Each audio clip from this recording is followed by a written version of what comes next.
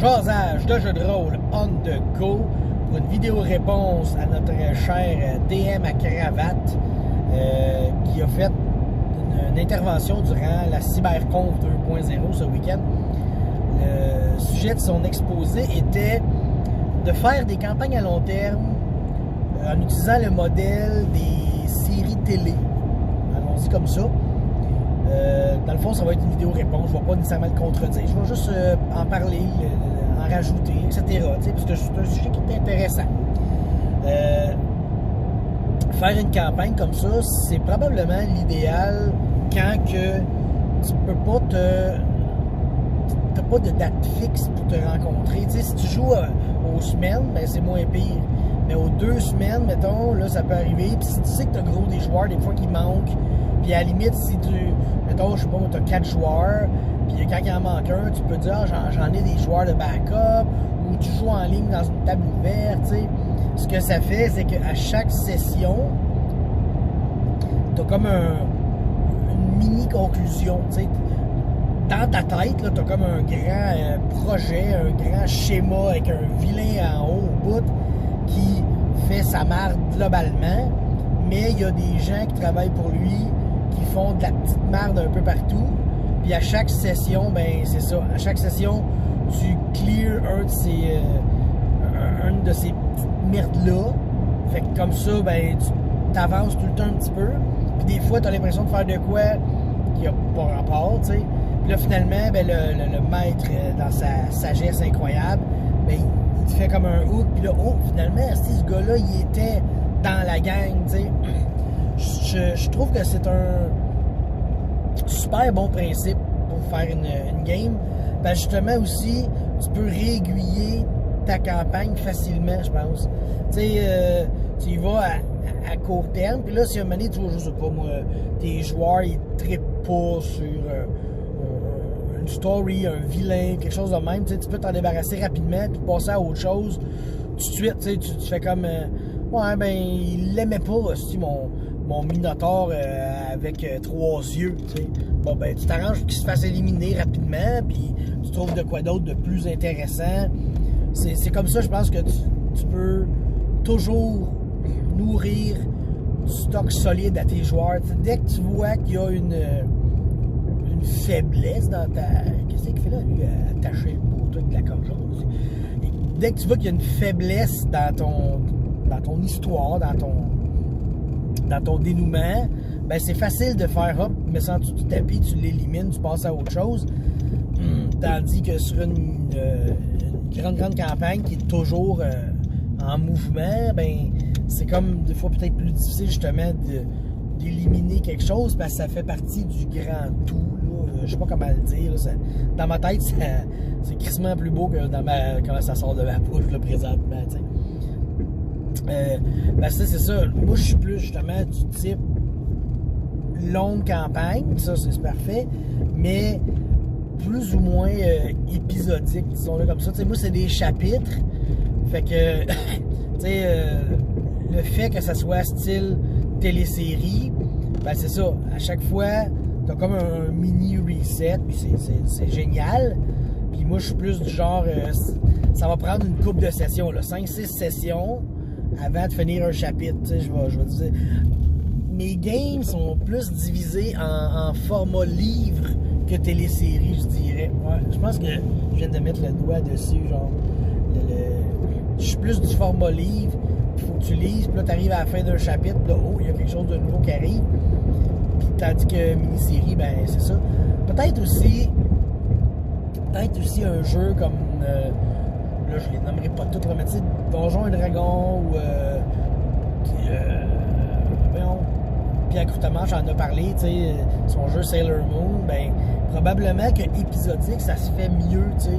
Tandis que Vampire, vu que les vampires, c'est des personnes, des créatures qui vivent éternellement, ils ont le temps de planifier leurs affaires, ben ils n'ont pas une session, il faut qu'ils fassent de quoi, après ça l'autre session, puis l'autre session, puis l'autre session, puis le but, c'est de ne pas se faire éliminer, c'est sûr qu'il n'y a pas un monstre qui veut se faire éliminer, là, on s'entend, là. Il n'y a pas de monstre que son but c'est de perdre, Mais les vampires encore plus, ben justement, ils vont y aller plus manipulation, politique, tu sais. Bon, un bon gangrel, il va s'en crisser de la politique, puis il va te rentrer ses clubs, ça va être fini, là. Mais, tu sais, justement, si t'as, mettons, je sais pas, ça pourrait être pas pire, t'as une pack de gangrel bien méchants qui sont vraiment chauds. Puis là, ben, à chaque session, tu en élimines un. Ça pourrait être une affaire, mais ça enlèverait la magie du jeu, je pense, tant qu'à moi, là.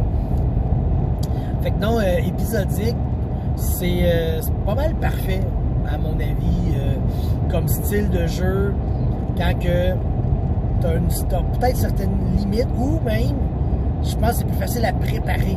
Ouais. Tu sais, tu prépares quelque chose, ben, tu dis, je vais préparer mes 2 prochaines heures là, de jeu, 3 prochaines heures. Je veux qu'il fasse de ça à ça. Là, tu sais qu'à la fin, c'est bien seté. C'est sûr que quand tu finis, ça te prend un. Aussi, c'est que ça te prend un hook, ça te prend un crescendo, ça te prend quelque chose là comment, je cherche le mot là. Pas un hangover, là, mais quelque chose. Ça m'écoeure, je cherche le mot. Il y a un film qui a ce nom-là. Là. Pas le hangover. Là. Un cliffhanger, oui, avec Sylvester Stallone. Un cliffhanger, c'est ça que je cherchais comme mot. C'est ça, c'est que ça te prend de quoi à la fin.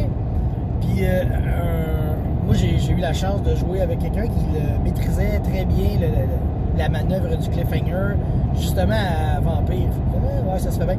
Max, là, quand il joue là, son cliffhanger, là, il commence, puis il dit tout le temps, genre, ah, moi je voulais vous amener là, j'essaie de vous amener là. Ben là, c'est son cliffhanger, tu sais. Fait que tout dépendant qu'est-ce qu'on fait, faut essayer comme d'atteindre ce moment-là, cet événement-là. Ça, c'est parfait. Je pense que ça va booster tes joueurs. Là. Ils vont avoir hâte à la prochaine session. Fait que t'as comme pas le choix de faire ça. Finalement, ça a bien de l'allure. Ouais. Je réalise que je suis pas si bon maître que ça parce que je suis pas tant cliffhanger que ça. Ouais, je m'excuse à mes joueurs. Là. Il y a les meilleurs maîtres que moi. Je le réalise là, vous parlant. Ça fait mal là, si tu es perdu au fin fond de la campagne. Comprendre que tout le monde est meilleur que soi. Non, mais pour vrai, je pense que c'est ça qu'il veut dire par épisodique. Il faut que quand que l'épisode finit, faut que tu aies tellement hâte à la prochaine épisode. Il faut que tu sois là, puis tu y penses à ça. Puis toi, en tant que maître aussi, il faut que tu y penses. Mais c'est ça, les joueurs, il faut qu'ils se peuvent plus. T'sais. Puis là, après ça, tu as une fin de saison. La fin de la saison, là ils ont vraiment comme clos un arc dans ton histoire.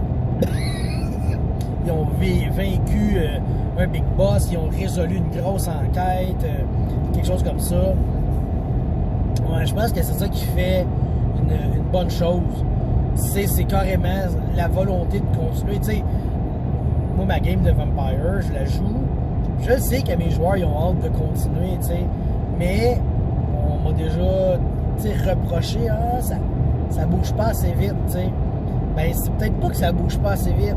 C'est que entre les sessions, j'ai pas un bon cliffhanger. Fait que t'as l'impression que qu'il se passe à pas grand-chose, tu sais.